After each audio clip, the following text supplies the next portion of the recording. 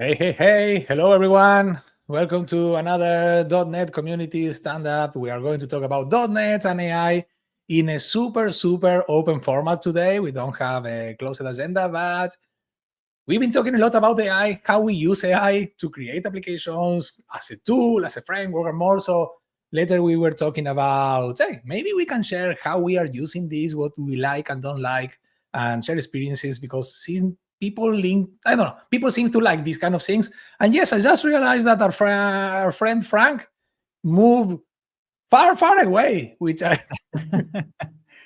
All the way to get the joke Antarctica. there, but and Christopher also, okay, maybe we need to clear. I don't know. Maybe he literally moved from, I don't know, Antarctica is the one in the top or in the south? I can't remember. The one in the south. So He moved closer below to. my country, my original home country. And by the way, I'm the worst here. My name is Bruno, part of the Cloud Advocate team. We have here Cloud Advocate team here. And hey, Pablo, Matt, do you want to introduce yourself for the audience who probably already knows you? You go, Matt. Go ahead, Pablo. All you. Okay, so folks, hello. I am Pablo Lopes, and I'm speaking like a TikToker because I'm using like those kinds of mics here. It lives much better if I do like this. So I am a cloud advocate at Microsoft in 2 years.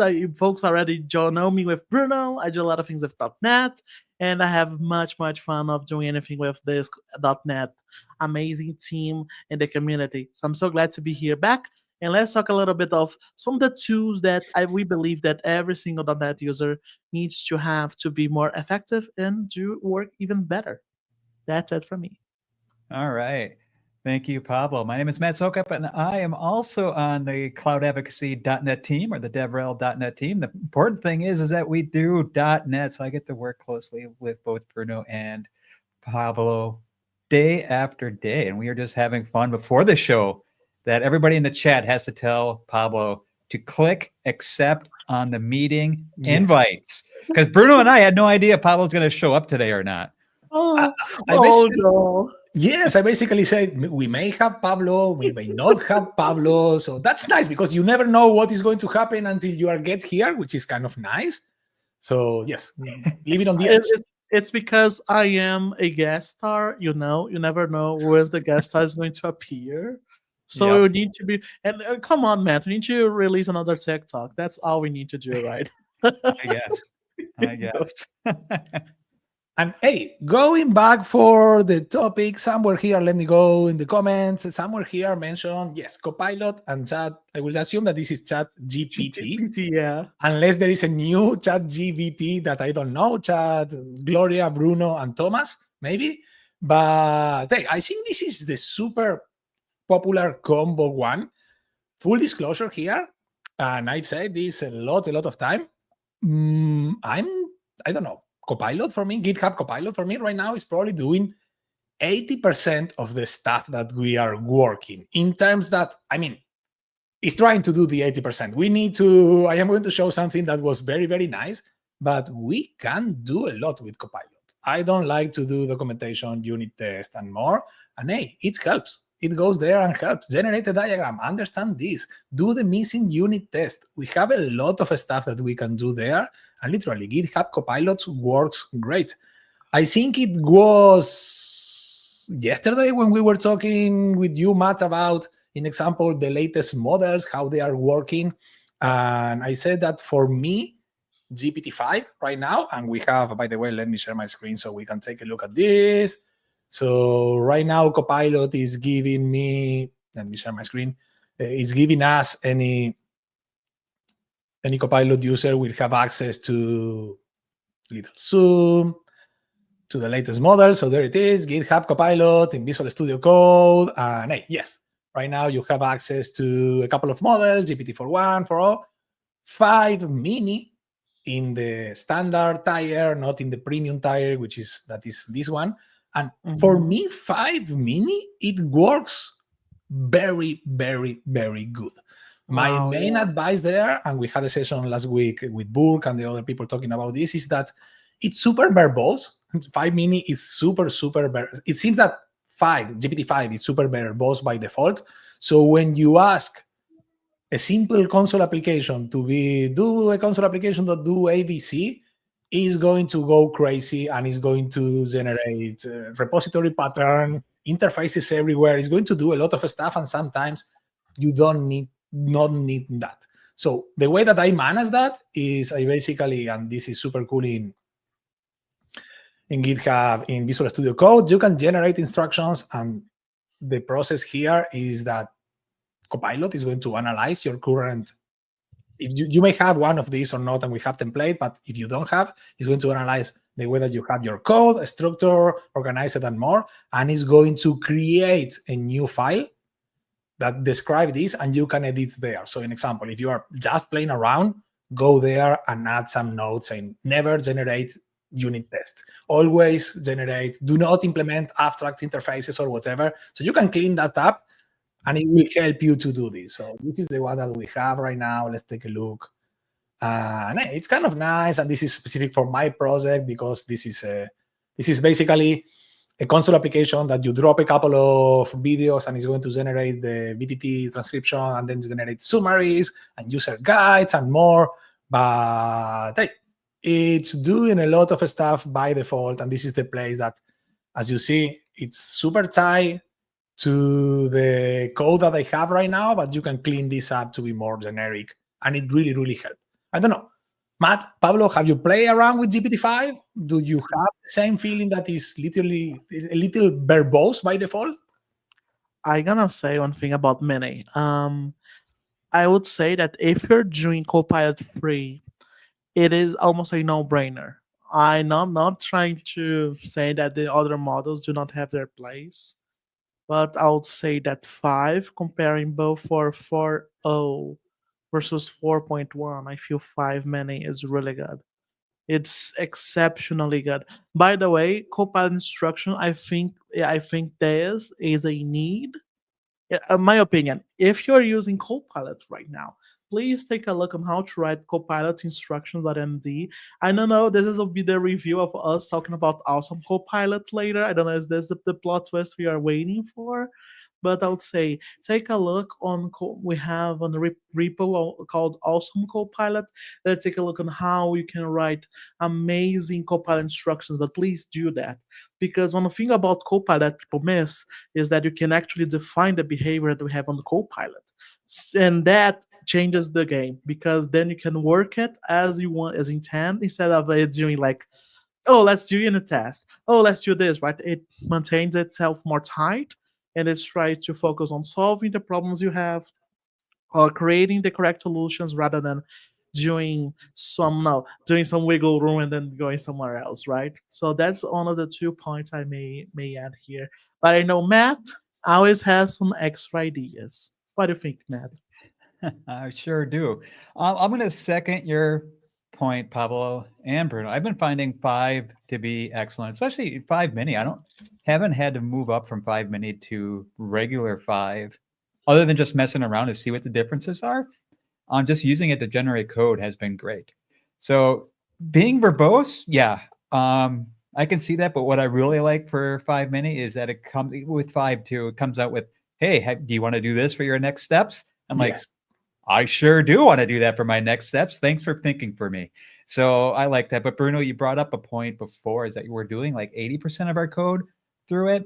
It's kind of, yeah, maybe. So I'm not sure what the right number is, but it's getting high. So like our jobs they're kind of a little bit maybe starting to change, or you still need to code, right? You still need to understand all the code, but now it's kind of where you're moving up a little bit, becoming like an orchestrator of things. So the way I like to think about it is back like .NET MAUI or Xamarin, that you're working at an abstract level when you develop these applications, right? So you're not developing native iOS, you're not developing native Android apps. Well, you are, but you're not working in that code.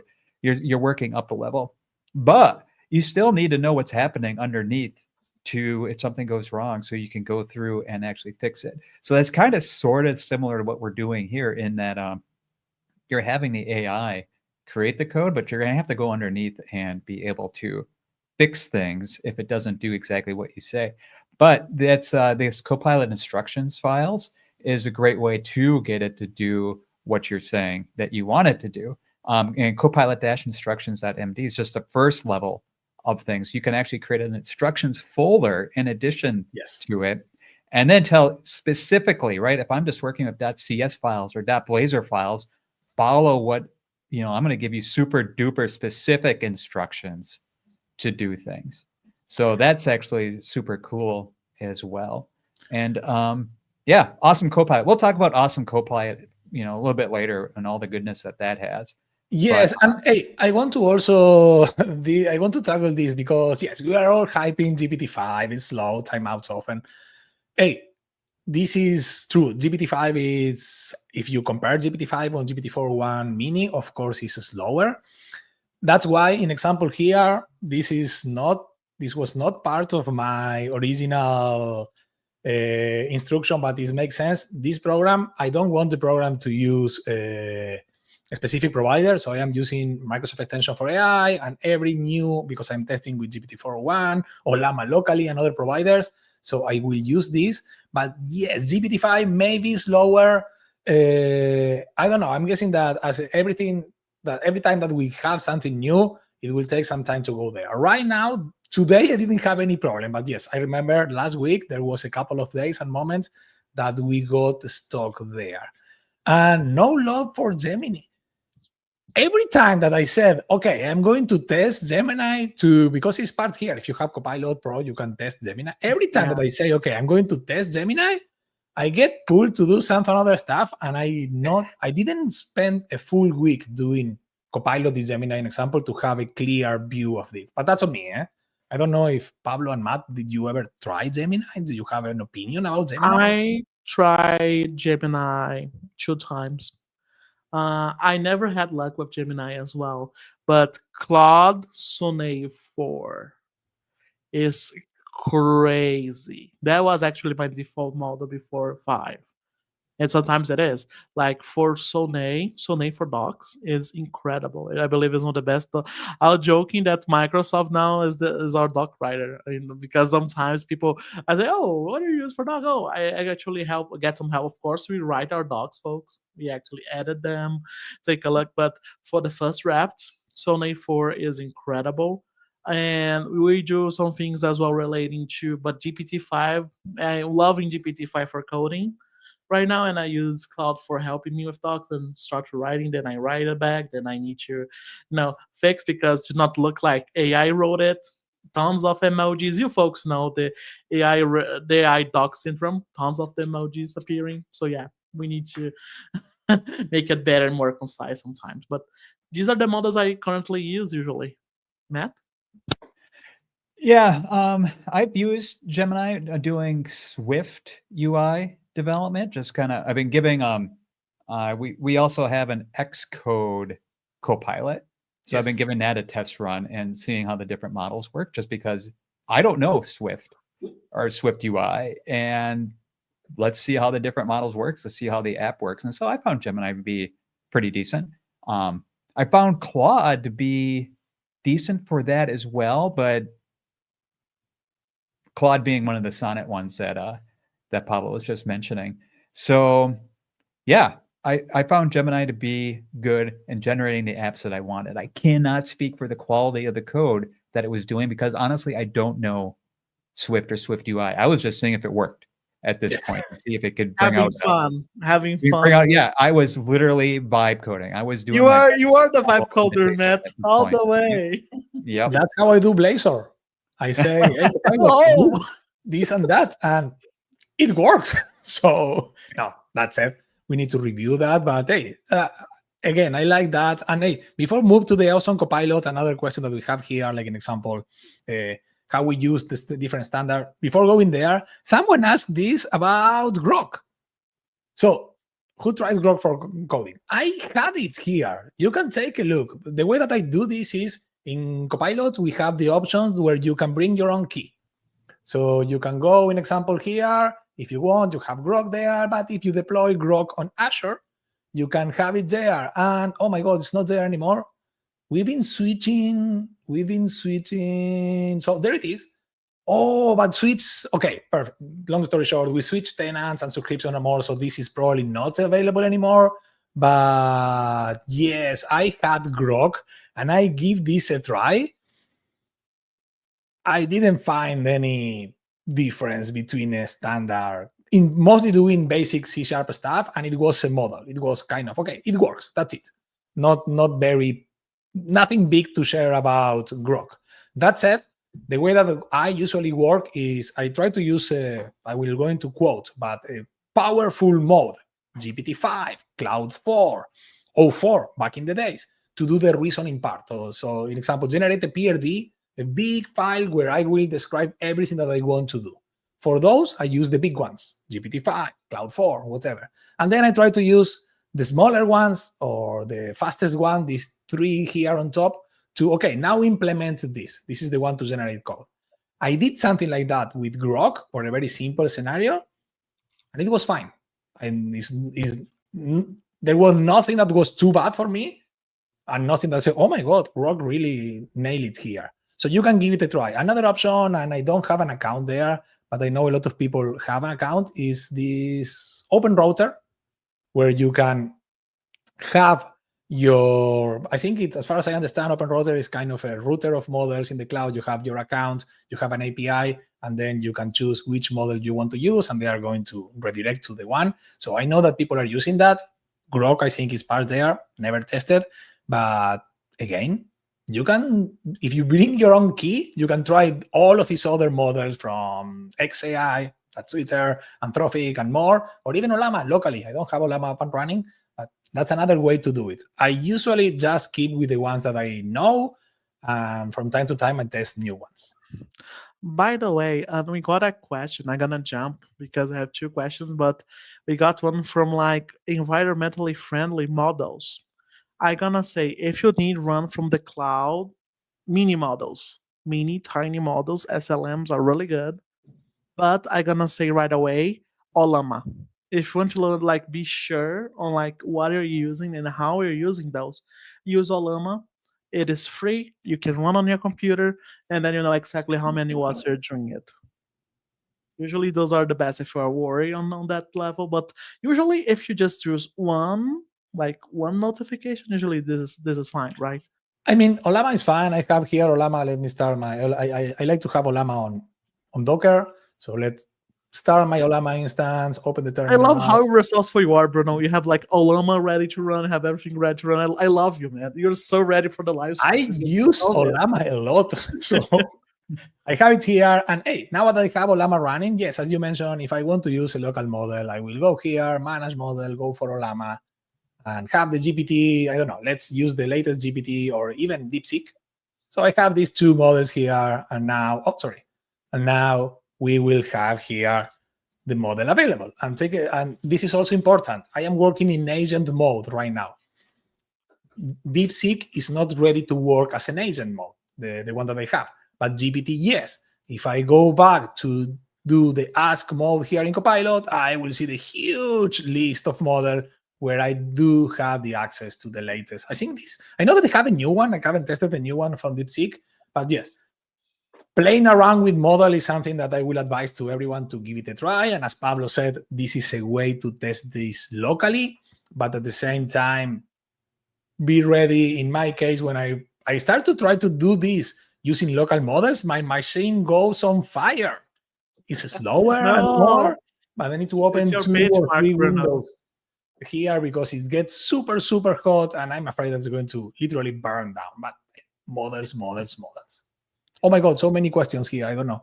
Did I miss something? Before we move to someone else, this is a good question. Who wants to, let me switch to agent, which is easy to show. Someone wants to explain which are the difference between 1x, 0x, or 0.33x? Sure. What those mean are you get a cap when you have a GitHub Pro or even the free version of it, and essentially how many tokens you get to use. So the 0x means you're not beating or premium requests. There we go. Yes. So 0x means you're not using any of those at all. 1x means you're using essentially 1x of them. 0.33 means you're using 1/3 of the time. So it's a little bit cheaper, if you will. So that's what it means. And if you actually went back to ask mode, there is like the latest and greatest Claude ones that are 10x. So, or they used to be, yeah, they still are way up at the top. So those are the most expensive ones that you could use. So it's really just kind of telling you how expensive. Oh, I didn't realize that Cloud in ask mode, the Opus and Opus 4.1 were 10x. Oh, that's crazy. Really So expensive. save those for your most difficult questions. Yes, So, do not do a hello world here. Hey, Cloud, how are you? It's going to be Don't do that. the most expensive hello ever. Oh, this is cool. I didn't know about that. I never check about that. To be honest with you, I don't know you, but I don't do ask. I always work in agent mode. I haven't switched to ask in a long time. I mean, how do you brainstorm? Where it's at. And you can do a lot of the asking in agent mode. Yes. Yeah. So I usually go here. And by the way, this is also part of my set of tools. When you are in agent, and let's discard this. Yes, I don't need this. And let's also clear the... What I really like is that if you have your MCP tools up and running, you can even... If I need to ask something about documentation, in example, this is the models that I always have here. I don't know why Python, I know why Python is here, but I don't have Python. But these two are the ones that I always use. Microsoft Docs and Context 7, which is kind of a library to learn about the latest AI and more. But with Docs, I can ask questions about, hey, show me an example about, go for the official documentation and show me an example about this interface or this class, or how you can do ABC with semantic kernel. And I am going to get the official URL of the Microsoft Docs about this. So yes, I don't go for ask because these two tools give me literally everything that I will search online on Bing or Google. I am now searching online here on Copilot. And I know, Pablo, I am doing the worst eco-friendly whatever search. If I search that in Bing, is going to be better. But hey, it's super comfortable. You keep there, you work here, you don't go away, and it's always in the same place, and you can iterate in the conversation. So that's kind of nice. Yeah, one thing I would say that is really good on ask, Bruno, if you're asking me, is brainstorming. It's usually brainstorming and getting quote-unquote opinions on that. But that's the thing. Agent mode can do the same with MCP. So I only go to ask when I need like crazy ideas, because then I'm gonna select Opus and I have those ideas here already that I have wrote it down. Please give me like a nonsensical, crazy ones and see if I like those. But yeah, ask for me is pretty. I'm not saying it's limited, but if we really want to ask, only if we want like to cut like the concisely to not search anything anywhere else. Other than that, I really like agent mode for everything almost there. Someone mentioned here the name is LLM Navel. I don't know if that's a product or this is something that the user have. It was a joke on the comments. Don't worry. worry. Sorry. I was thinking that, hey, we have a new product here. No, that user is making jokes about LLMs. He's joking like for the security memes on MCP, but that's fine. As I say, take care on if you're gonna use something from MCP, take care on what you connect there. But usually it's fine, right? If you're getting just info, injecting info usually is fine. But if you're doing something else, you need to take care a little bit. Agents can be a little bit finicky there. Yes, there's experiment. This is how you can tell that I am not following everything here. But yes, and this is similar to Matt's joke about, yes, MCPs and the S there is for security. Be careful with MCPs and more, otherwise you can have some fun times here and more. Fun times. So, oh my God, I was planning to talk about this a little, just 5-10 minutes, and we went over 20. It's fine. Let's go. Let's talk about the new things, because folks are asking. Before going there, just quick. I shared this in the chat, but if you want to have kind of pre-cooked Copilot instructions or modes on more, if you want to have already set up samples that we have from the community, we have this awesome Copilot repository where I don't know how many we have right now, but there are a lot of prompts, instructions, and chat mode samples that you can literally one click. I am not going to do it because this is the blue Visual Studio Code that I don't even know if I have it installed. I think you could click in there. I'll just bring you to another page. Oh, okay. I was afraid that this was going to try to open VS Code, and my machine is already a mess today. I don't want to break it. But yes, here is, you have here the chat modes, explanation, how you can do it. Oh, there you have the install. Ah, yes. And there. This is the click to install. Yes, the click to install in VS Code or in the Insider. I'm not going to do that. What I like to do is go here, get the prompt, literally, download the prompt or see the prompt and add it manually, because I like to do this. But this is great because we have, in example, the beast mode is the most popular one, I will say, that our colleague Burke and the GitHub Copilot, the Visual Studio Code team, they basically created this to avoid running out of premium requests when you are working with Copilot in Visual Studio Code. So they created a set of instructions specifically tailored for GPT-4.1 that it really make in the model work in beast mode. It was great. It was amazing. As far as I understand, now this is part of the Visual Studio Code Insider, so you can enable this and that with the setting. But it was really good because it runs automatic workflows. It really helps you to work and more. So it's great. Yeah. I didn't even know which are the syncing beast mode, ultimate transparent syncing beast mode. There are oh wow.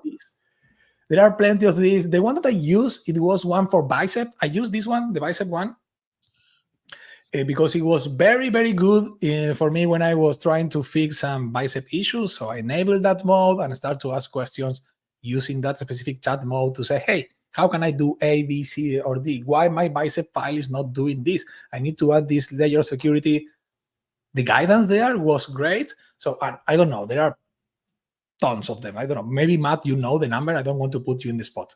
But overall, last time I counted, and I literally went through and counted every single file, there's over 186 instructions, prompts, and modes altogether. So there is a fair number out there.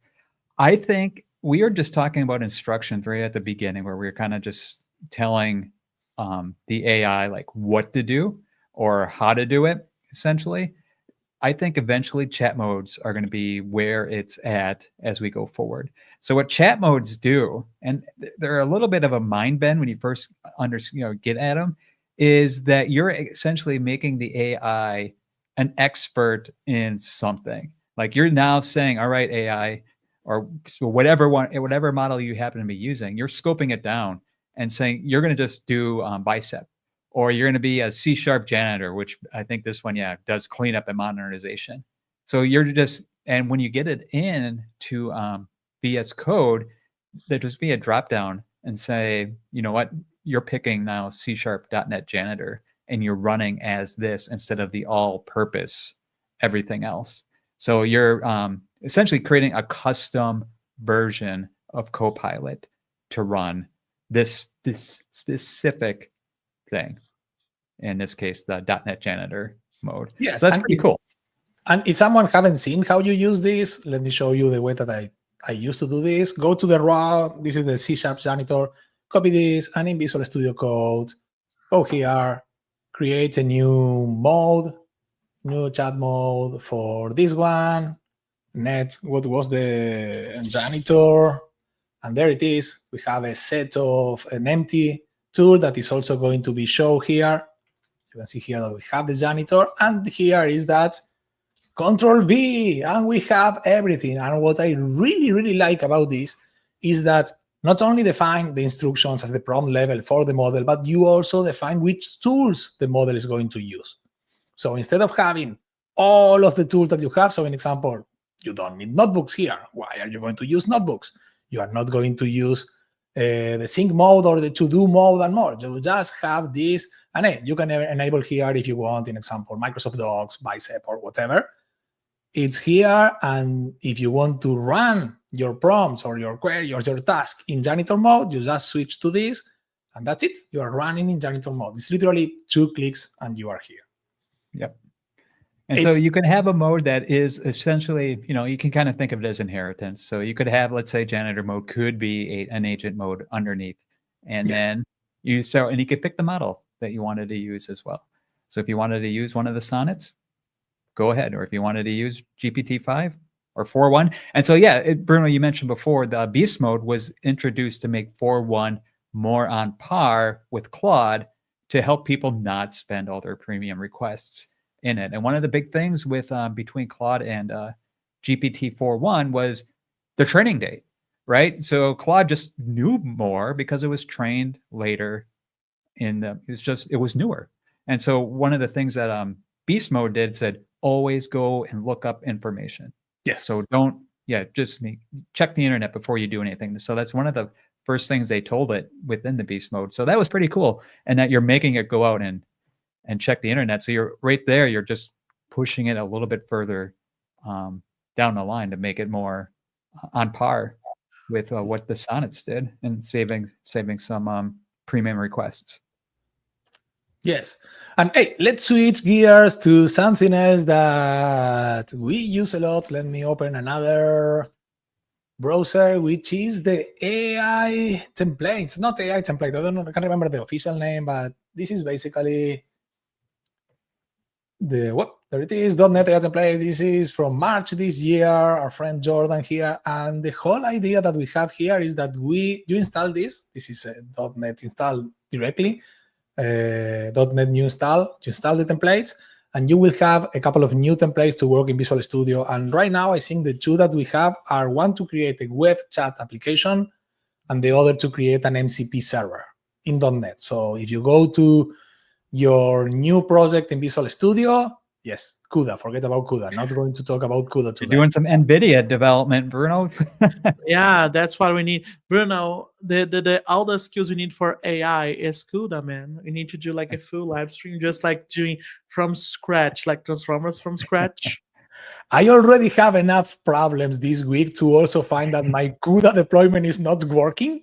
And if you ever need to fix CUDA drivers, you know that it's literally hell. To have the right version of PyTorch and everything up and running in a machine is crazy.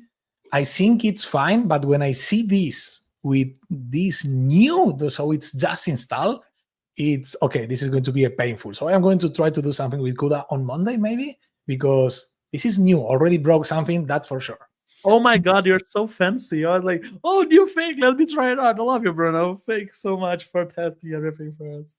Hey, OpenVino, I need to talk about OpenVino. I think, as far as I remember, Intel people didn't release anything from C#. We did a lot of C++ I did a lot of C++ on the day of OpenVino, mostly on the Raspberry Pi. But if we have a C# whatever there, or someone knows some C# and OpenVino, we can talk about that because it's a super cool environment to do AI. OpenVino. For me, it's so funny because the last time I heard about that was when I was doing my graduation. It was actually me undergraduating. I was like studying AI. Oh, you need like this chip from Intel. I say, well, how I gonna get it, teacher? I don't know. Have fun. That's nice to mention because when I was doing my graduation, we didn't even talk about AI. It didn't exist there. Computers were something, they only have two keyboards, ones and zeros, or something like this. Jokes aside. Punch cards. Question.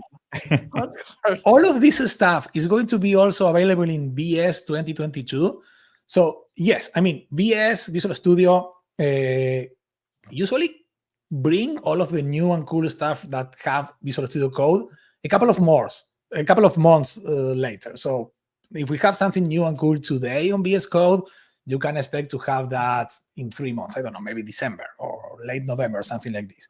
The cycles are getting shorter, but at the same time, I think it's a good approach to have, okay, let's try and test and more. Remember also the Visual Studio Code and the GitHub Copilot extension, everything AI related is open source right now. So it's kind of a testing process, and the things that I am going to quote this works really well goes to Visual Studio. So I know that in the latest preview, we have the chance to bring our own models to Visual Studio 2022. And I think these modes the custom modes are already there. I don't know, Pablo, you were trying MCPs in Visual Studio last day. Do you remember the custom instruction is also part of VS? Yes? Custom instructions. As far as I know, wait, Matt, something? Yeah, Copilot-instructions. Yes. Okay, so are part. Oh, sorry, I hide it. I move away the comment. So yes, there are here, but again, if you see something new in VS Code that is not there in Visual Studio, 2 months later, if the feature is really, really welcomed by the community and grow and more, is going to land on Visual Studio in a couple of weeks, couple of months later. That's the cycles, the internal cycles for that. So hey, I didn't know that the instructions are already in VS. I mean, Visual Studio is just a bigger app. I mean, it kind of makes sense that it takes a little bit longer to integrate some of this stuff in. Yeah. The release cycles are longer. A little bit so slower. Going back to our AI toolkit, what we have here is in one of the templates that we have. If we, I hope that I'm not showing anything that we can't show. Oh, sorry, back. We have here the AI, the two that we mentioned, which is the AI chat web application and the local MCP server console. And hey, if we create one of these, not this one, let's go for the crappy labs folder, which you can see that I created a couple of chat applications. This is the chat app 10. So you are going to create the app. And what I like also here is that if you want to create this, and again, you've probably seen this 24,000 times, chat applications with AI a lot. But in order to make your life easier here, you can choose, okay, what service, what AI provider you want to use. Azure OpenAI, GitHub Models, local Olama, OpenAI platform. Let's go for Olama. And then what do you want to use as a vector store? Local, on disk, Azure AI Search, Quadrant, and more. And then you can even add Aspire here. I'm not going to add Aspire, but you have up and running in 3 clicks. You have a chat application. I may need to download one of the models. I can't remember which models. Oh, Llama 3.2. I don't have Llama 3.2, but hey, there it is, up and running, full ready to use application, which is also very, very cool. So let me pull Llama 3.2 and probably need to stop my screen because this is going to kill my internet connection. Bruno. Yes? I'm saying rip, rest in peace, Bruno.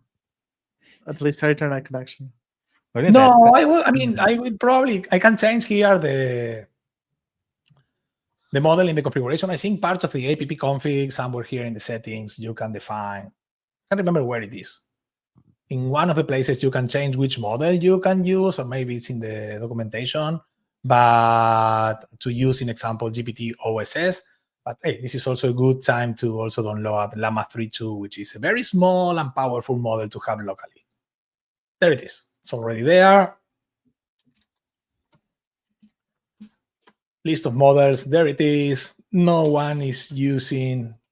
There is no model in use. And if I run this, what I really like about this is that in 2 clicks, you have a full solution that do chat with a using the model. So we will have somewhere, where is my console application running? We will have a console application up and running. And we also have the application here, which embedded a couple of documents. So we have some information. We are doing RAG and more, which is kind of nice. So I don't know. Do you remember any of the sample questions? Can't remember. I guess you could probably just ask what do I need to survive an emergency? I think that'll work. Yeah. What do I need? And if we take a look, this is probably starting to use my GPU. So if I go for PS, there it is. We see that Al-Mini-LM, the one model that we use for embedding, is working 100% in the GPU, and same for Llama.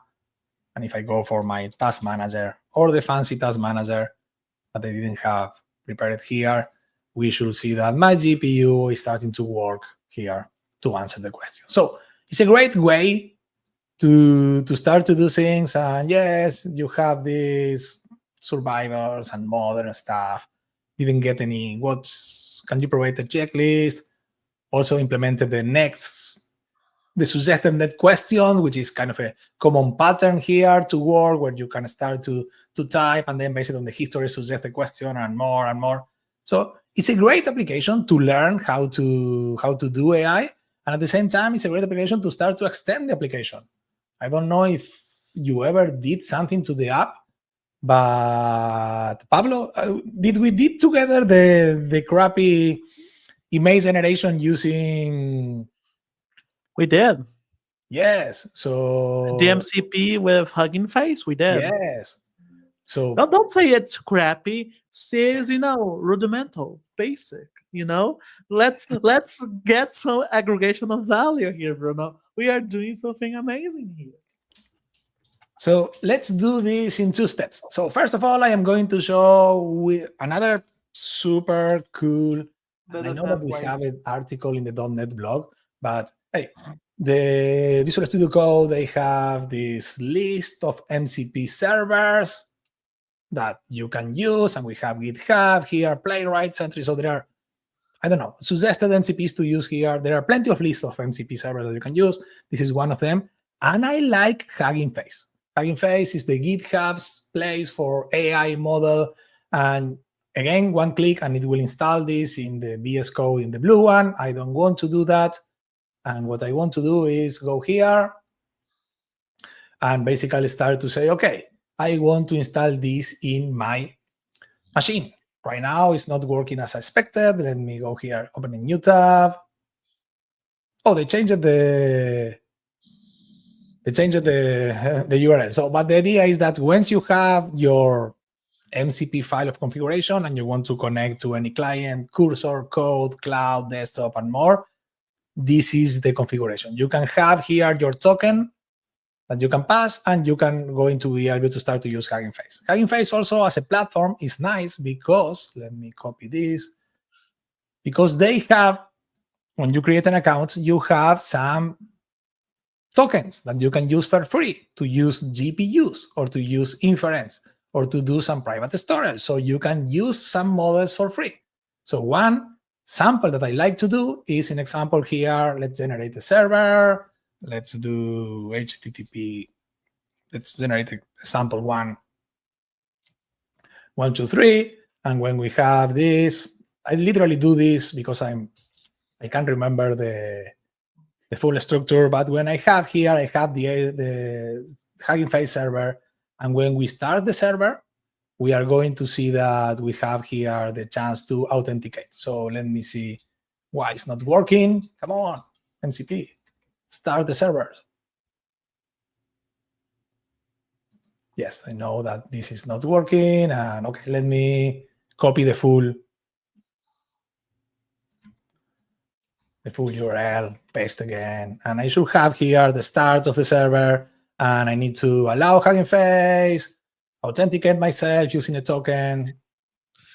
And when I am here, what I wanted to show is that we have tools, new Hugging Face tools, and these tools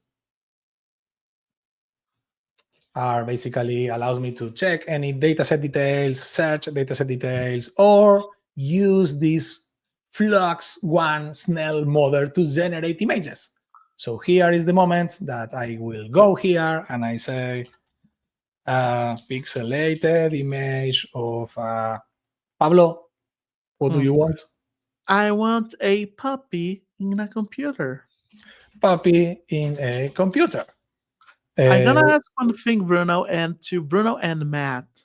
So we got a question here asking us about like the best MCP servers for .NET development, and all you folks to have an opinion, because usually I point to Context 7, Microsoft Docs, and from their preferences of like searching on the web or AI development. But I want from you, what do folks would suggest for someone that is trying to improve on their .NET journey with MCP? I think there is an article in the .NET blogs with 10 MCP servers or something. Let me try if I can find it while this is generating the image. Galloway just wrote it not too long ago. That's cool. Oh my God, it went in a completely different direction. This is because I already have a base code here, but it's trying to literally import a couple of Python libraries to start to do fill and more. What I wanted to show here, let me do this one more time, using the tools in the, what was the name of the Hugging Face server? Can't remember. This is the name. So let's run this in the MCP server. So let's run this. My base code here is bigger, so I try to also do some AI stuff with Python and C#, but right now I say use the tools there and generate an image. There it is. So it's processing here, the image. And oh, it's too big. Value 20. What do we have? Value 20. Wow. Why you have so many steps for our puppy? 512 by 5. I may run out of credit. This is a very big puppy. This is a very processing intensive puppy. Let me tell you that much. No, skip. I'm going to run out. Oh, there it is. This is the no. Oh, there you go. Hey, I'm so happy. The poor puppy stuck in the computer. It looks like it's a goldfish. I mean, it's literally in the computer. Like yes. Pablo, you are cruel. I'm not cruel. This is not cruel, Matt. This is just like a little game. This is like a puppy game, where kids can play and have fun. No, but what I wanted to show is that, okay, we have that server, that tool, that whatever. How easy, how hard, how easy is to add it here. So let me add here. Let's do this. So I have the chat application that we've seen, and let me go and add model content protocol here. We have a super nice package to do this. So I'm going to install model protocol. I don't remember if I need the core. I will install the core just in case. Can't remember. Don't want to go back here. And then if you see here, we have also MCP ASP.NET. This is if you want to expose your servers and more SSP, the same for semantic kernel. But with that one, we are fine. And then what I am going to do is I am going to add the Hugging Face method. Sorry, I copy and paste this for a colleague and it was crazy bad. So let me see if I can have it here ready for us. So let's copy this, and here in the program, somewhere here, before this and that, I am going to, no, should be before this. In the services, after add all of the services, I am going to add a new service that is going to use Hugging Face MCP. What was the name that we were using? Llama 3.2. And I need to provide an access token here to my computer that is going to be passed here. And then it's going to be able to literally add the tools from this. So let me quickly add my token. I don't want people to see my token. So come on, Bruno, leak the token. People need free tokens, man. No. You don't need to see my token.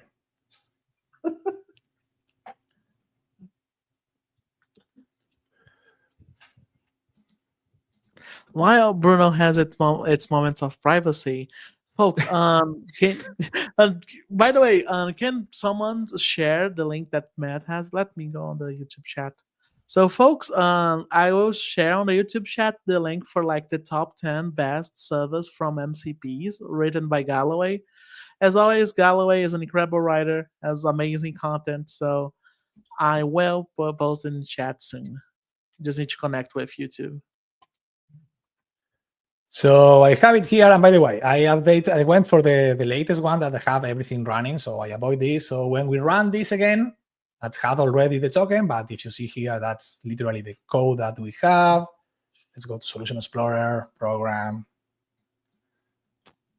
This is, this is the code that we have here with Hugging Face token and more. Now we have here this, and let's do Pablo. The puppy again, generate a pixelated image of a puppy in a computer. And if my token are still valid, this should trigger, this should trigger the MCP call for the Hugging Face server. And after a couple of seconds and more, should see here the image. And it's literally that lines of code registering this, and then adding a couple of other things in the program, can't remember in which one, in the chat application here, layout pages chat. I think it was here where we add the Hugging Face as a tool. when we had the key, so we can use it. And in the prompt, we don't change anything, but we add the tools of Hugging Face. So when we have this, okay, I think my tokens are expired here. I need to refresh my tokens. So Oh no, refresh hey, your token. no problem. Give me a couple of, I need to generate more tokens, or maybe I run out of tokens. Oh no, Matt. Pablo. While Bruno is talking about tokens, we got a good question about VS Code versus Visual Studio for .NET. When to go to each one? Well, I think And, that's just personal preference on what Yeah. you want to do. I mean, for here, we're obviously showing VS Code because it's a little bit ahead in feature parity with the various aspects of Copilot. But if you want, Frank, if you want to use Visual Studio proper, I mean, there's no reason not to. Visual Studio itself is more of a full-featured IDE, right? You're going to be able to debug performance. You're going to be able to step into your code with like, what do they call it? The time machine, where you can actually see from before what was going wrong and stuff like that. So it's more full featured. And quite honestly, that's what I use to drive my daily development. But Visual Studio or VS Code is a great way to go too if you just want the more lighter weight development experience. So I mean, either or. I mean, it's really a personal preference of what you want to do. Yeah. I will say one thing for you. If you're using a Mac, it is VS Code all the way, right? So there are some situations that you don't have the option of choosing. And here's the thing: a good thing about Visual Studio Code, it actually is very, feature parity, other than like the very good debugging tools that Visual Studio has. I really like memory. Memory on Visual Studio is crazy good. Like how the way you debug there is really good. But if you don't need like those fancier tools relating to that, I forgot the correct name for the switch test on Visual Studio, because I know it has like a very specific name for that. But if you don't need that, I think Visual Studio VS Code is really good. And if you're on other platforms, usually it's the option to go, right? And the good part is that it's very compatible with everything. So if you want to go JavaScript, you can write it. Of course, Visual Studio is, but it has like native compatibility with bazillion languages because it's open source as well. So it's really good. But give it a shot to both. Both are free. You can go to Community Edition for Visual Studio, or you can go and download Visual Studio Code for free. Hi, now I'm here. I start to remember, okay, this is what's happening in this one. So I need to also generate, let me see, how is my state of GitHub tokens? Because my GitHub tokens are also expired. That's bad. Yeah, my tokens. Okay, so I need to clean up my dev tokens for these kind of things, but I'm going to share the repo in the video here. But as I said, I like this template to start to play around this. In example, we talk about MCP a lot, how you can embed an MCP here in your project, literally a couple of lines of code to connect to an external server, which I know it's not a crappy image, but I like to have this simple image of, okay, a puppy in a computer, and I think it generates a couple more. No, it's not here. Another one of a puppy in a computer. I don't know.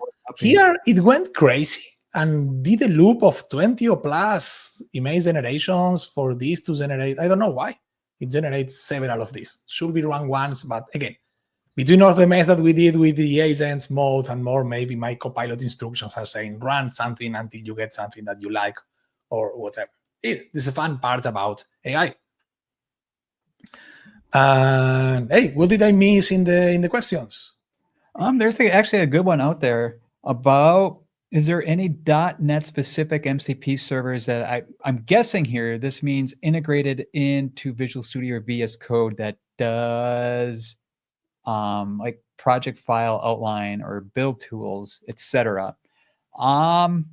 If like Writer, if the Writer one doesn't need authentication, there's no reason why you couldn't use it, because MCP is just a spec, right? I mean, it's just open, but I'm guessing it probably needs authentication, probably needs a Writer license.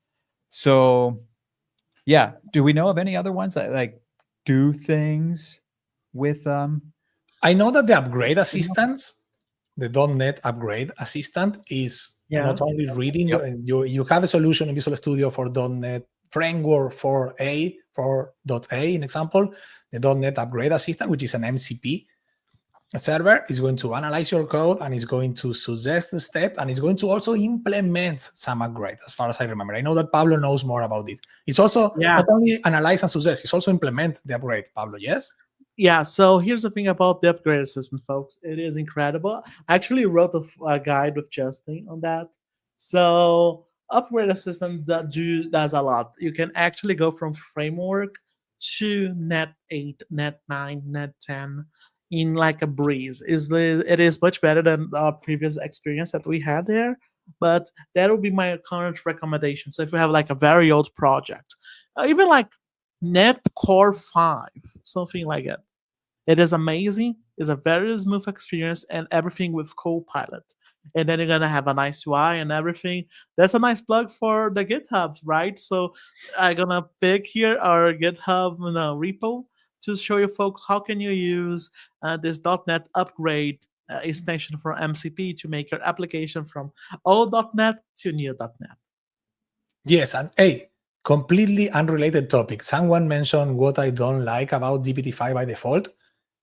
I don't like this.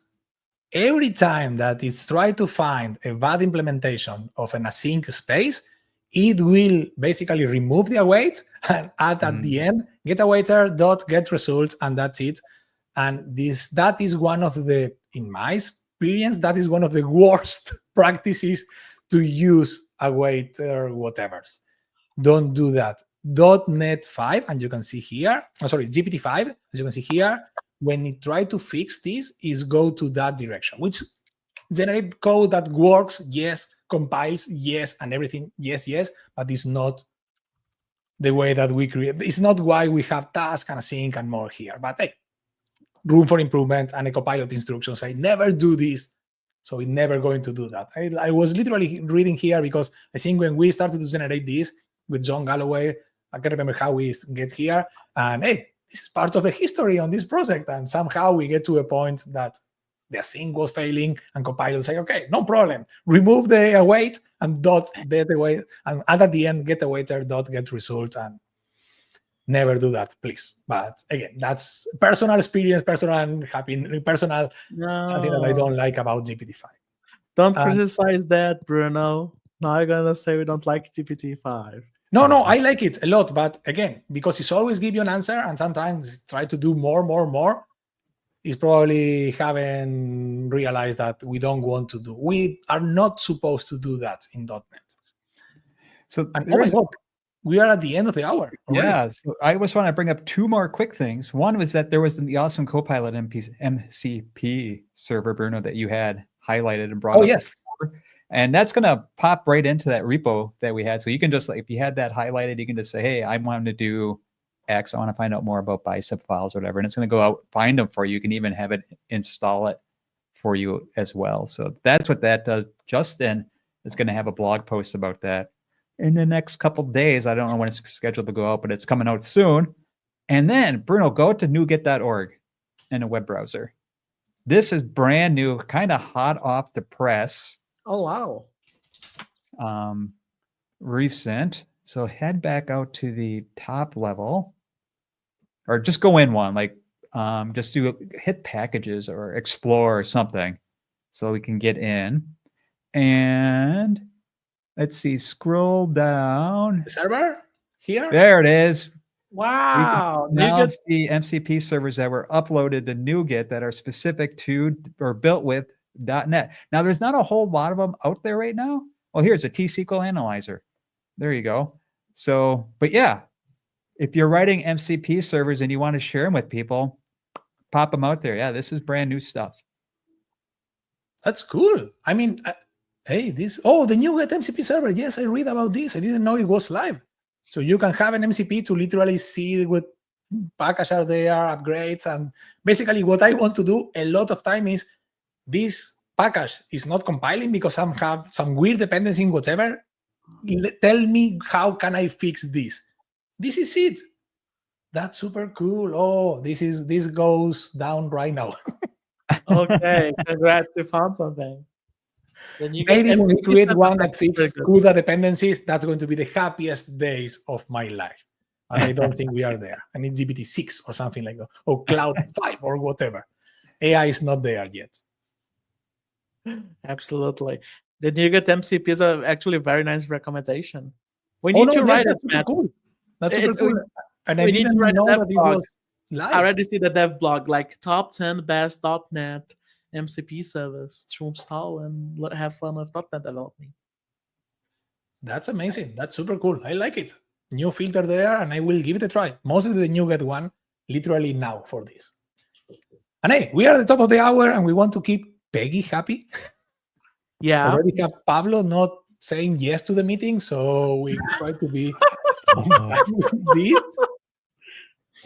I'm so sorry, Peggy. Don't kill me. Hey, I like this one. Do we have an MCP to regenerate tokens via Copilot? That's a good one. That's a useful MCP. I don't know. I don't think that the Copilot, the GitHub Copilot MCP right now have token capabilities. I can't remember if they have generate new tokens or whatever, but maybe it's a feature that we can add there. And by the way, the token expire by default 7 days or more, so you can track your tokens, but that doesn't mean not tracking my token. But hey, this is a cool MCP to have there, mostly for my scenario, doing demos and forgetting which tokens are valid or not. Pablo, Matt, thanks a lot. Also, thanks to everyone who are here and watching and more. And hey, let's keep doing that. The next episode is going to be around, I hope it's a super cool tool about LLMs and kind of an open router, but something like this. And hey, see you all next one. Hey, bye-bye, folks. Thanks all.